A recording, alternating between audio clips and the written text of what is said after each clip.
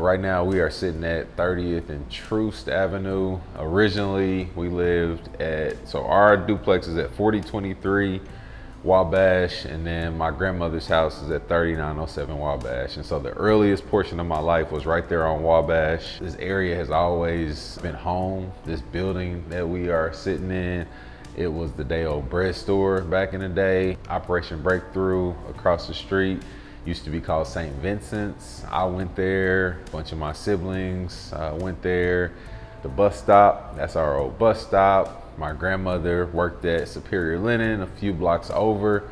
So this is where I grew up. We ended up living different places around the city. We moved to 46th Street. We ended up moving out south, looking for more opportunity, a better environment. So we thought it was back then, you know, kind of forced to run from home, looking for something better.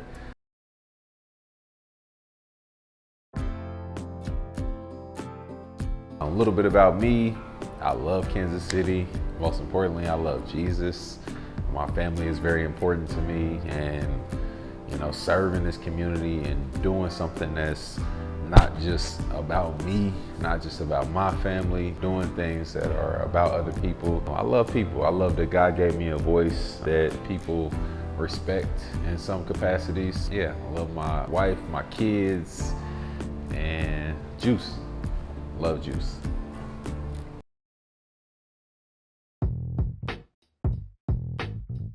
Who inspired me to start Ruby Jeans was my late grandmother, Ruby Jean. My grandma was that extra layer of support that my mom needed, raising 4 babies on her own for the majority of the time. My grandmother was this very silent, powerful woman with a strong presence. That presence wasn't felt or articulated through words. You know, it was just her existence, her being, the joy that she carried, the strength that she carried. And then unfortunately, when I was 14 years old, my grandma got sick, primarily with type 2 diabetes. This is summer of July 1999. So this time of the year, 26 years ago, my grandma got sick and ended up at what was Truman Medical Center, now University Health.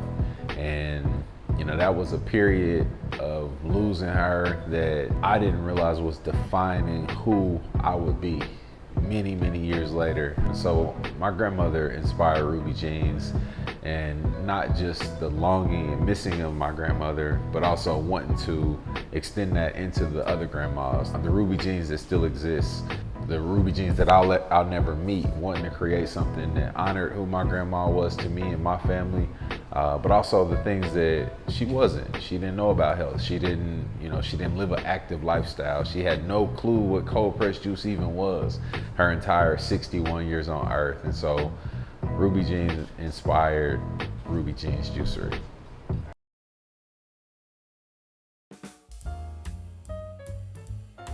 The main goal of Ruby Jeans Juicery is to present longevity as an option to all people in spaces where longevity has never been a talking point, in spaces where longevity is a pipe dream, in spaces where the existential circumstance, the environment around us does not lend itself to longevity.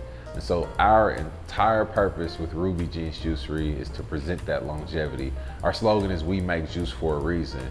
And that reason is because health is freedom. And that health is a freedom that we all deserve.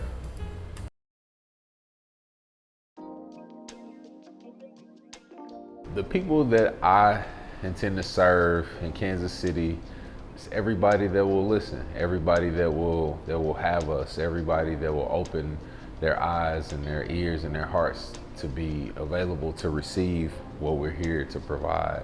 I think that Black people and brown people and minorities have long been oppressed and long been shielded from the good news of health. And so this is a Black-owned business, a very proud Black-owned business, but a Black-owned business that doesn't validate itself on it's Blackness. We validate ourselves on our purpose, our tangible presence, and the thing that's most important is that as a proud Black-owned business, we keep our arms and our heart open to everybody. This is a place and a space for all people. This is a place that should bring people together based on this commonality that we have. Health is what makes us the same. No matter what you look like, no matter where you came from, if you have a healthy lifestyle or an opportunity to live a healthier lifestyle, you're going to experience a certain outcome, a certain level of benefit from that lifestyle. In the inverse, if you have a unhealthy lifestyle, it will too generate a certain disposition, and that has no barrier, that has no race attached, that has no income attached, that has no geography attached. That is just a fact. That's a truth that will be true until the end of time. And so we are here to service all people.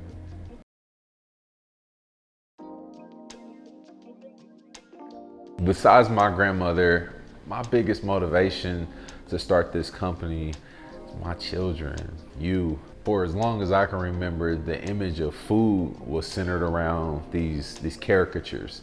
You got this picture that's smiling, that's on a skateboard, and it's liquid sloshing around, colorful liquid, vibrant liquid. You got this punch that has a whole environment built around it. You've got this bird, this beautiful, majestic bird, a toucan that was adopted for a certain food. You've got this little girl with red pigtails. You've got this king, you've got this colonel, you've got this clown. And so a big motivation for starting Ruby Jeans and using the likeness of my grandmother was to create this sense of home, this sense of attachment, this sense of love from an unlikely space, from a woman who did not realize the benefits of a healthy lifestyle herself, this contradiction. And so the motivation outside of Ruby Jean was to just extend that contradiction, the reality that, man, no food is worth losing time with our loved ones.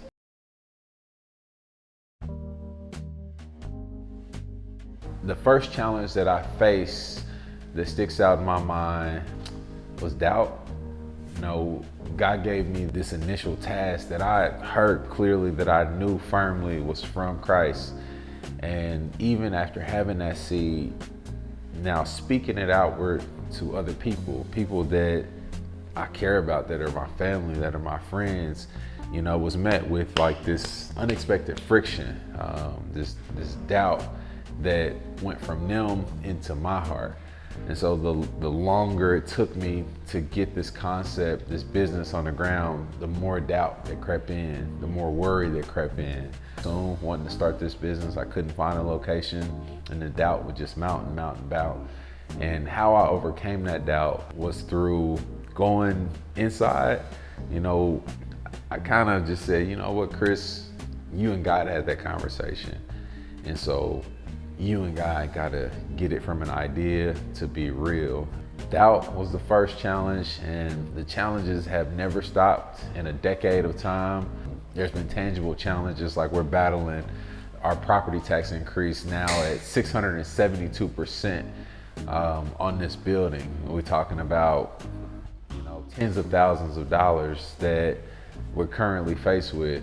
But what I realized long ago into this journey is that faith is defined in sucky parts, the stressful parts. That's when faith is defined. And so I've learned, in the bad, I say, God, I trust you. In the good, I say, God, I trust you. In the amazing, unexpected, meteoric, God, I trust you. And I try not to get too high or too low. And that's really, really allowed me to overcome a lot of battles, a lot of journeys of building something from scratch. Because when you got a blueprint, it's like, oh, I have a reference point. But with no blueprint for this specific business, comes with some inherent struggle and faith, and the elasticity of that faith expanding and expanding and expanding and expanding over time has been critical. So the thing about entrepreneurship and building something is, there is a lot of excitement. We've gotten a lot of press, we've gotten to do a lot of cool things. We've gotten to work with professional athletes, many of them. We've had powerful people come into these doors, but there's a dark part. And over 10 years in business, I've actually opened 10 locations. Today, there are only 4 locations that are open. We have had to endure stores being closed many times, a lot of resources being put somewhere where, it's exciting, you have a grand opening, and then it doesn't work. And I think that the failure component has reinforced my faith and my spirit and encouraged the future just as much as the successes, if not more.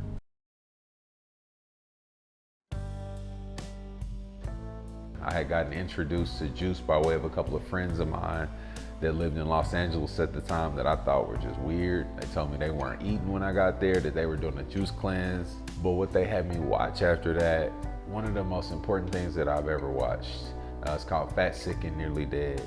And having watched that and seeing this guy change the trajectory of his existence in 60 days, it brought my grandma to mind. He was able to do it in 60 days in a difficult way, but my grandma lived 61 years and she never had that pivot moment.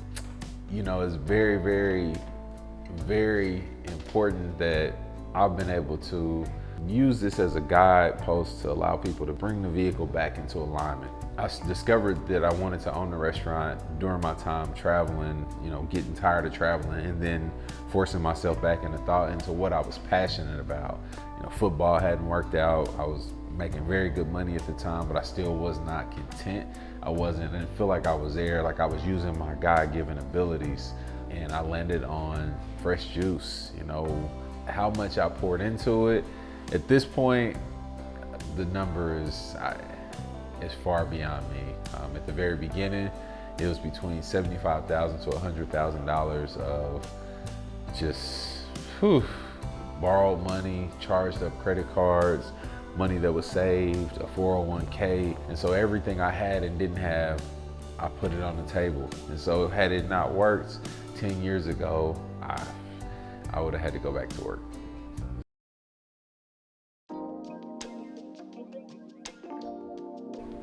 To have had this business now for 10 years and been the human responsible for pushing it every step of the way, it's affirming for my faith. If God could afford this 10 years of an experience of impacting people, of doing things that have never done in a place that's never happened, here, first ever healthy business on this entire side of the city, if God said that's gonna flow through you, I just am so grateful that He trusts me with this task, that He trusts me with these words, with this intention, and whatever else that the future will bring. I'm just grateful. I've been sitting in gratitude, reflecting on 10 years for a while now. The impact that Ruby Jeans has had everywhere is, I think, that making an unlikely image of a Black woman that died from health-related illnesses, making her image the image of strength, of joy, of health, was such an oxymoron. It's this unlikely story that's birthed from something completely obtuse from its core mission. Taking this love of a grandmother, a Black grandmother, the strength of a Black grandmother that had everything even through having nothing, and it's injecting it into something that gives people what she didn't have, what she didn't get to experience, and that's longevity.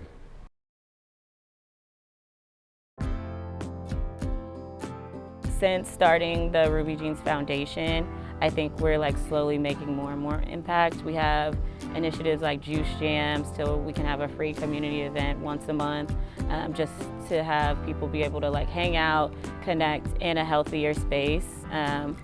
Ruby Jeans Garden on 29th and Wabash, we have that as well, in order to just give free produce and education resources to families and children in the area. Our bus stop adoption program as well, in partnership with KCATA. We do so much for the community, and it's nice to see it growing every day. I love walking into Ruby Jeans. I think that there's a really special community, especially along Troost. I love the people that work there. I love the people who are coming in. There's just a really magical community of people. I feel like Ruby Jeans has made a tremendous impact on the community by bringing awareness to a healthy lifestyle, bringing awareness to the different events and situations that are going on around our city. Ruby Jeans has had a big impact on the community here in Kansas City, even just for the small amount of time that I've been here, that I've been able to see personally over the last 3 years. Everything from the establishment of the Ruby Jeans Foundation in this past year, and Chris taking that foundation and being able to buy an acre of land to create the community garden is a huge impact. Us creating partnerships with Canby's markets and being able to do things with them to help get outreach to fresh produce to the community, creating a safe space again with those community events that we host here at Ruby Jeans, having students and families be able to tour the building, being able to do juicing demos at Operation Breakthrough, or different partnerships of health and wellness communities around Kansas City. But honestly, just trying to be a vibrant place to everyone feels welcome. For anyone to walk through the doors who may be struggling that day, they can come and see a beautiful mural, some vibrant plants, have some great customer service, and some really tasty, nourishing food. And being in this area of Kansas City to allow a space for that is not always common in a lot of cities. So There's a Ruby Jean in every family and any community, and everyone can relate. I think it is like an approachable way to engage a lot of people in order to live a healthier lifestyle. I went from serving as Chris to then realizing that, all of this personal effort, it's good, it's real, it's all of the things, but outside of the appropriate structure, outside of the appropriate team, Ruby Jeans Foundation, it's not sustainable. It's an energy output and a cost output that the business shouldn't be absorbing. And so Ruby Jeans Foundation is a way to take all of the good that's happened and channel it and make it more effective and make it reach further, make it go deeper, make it go wider, make it go bigger, and impact ultimately more people, with the ultimate and very, very succinct goal of removing the barriers that exist around a healthier existence and making it more attainable, more approachable, more realistic in a way that it's never been done before.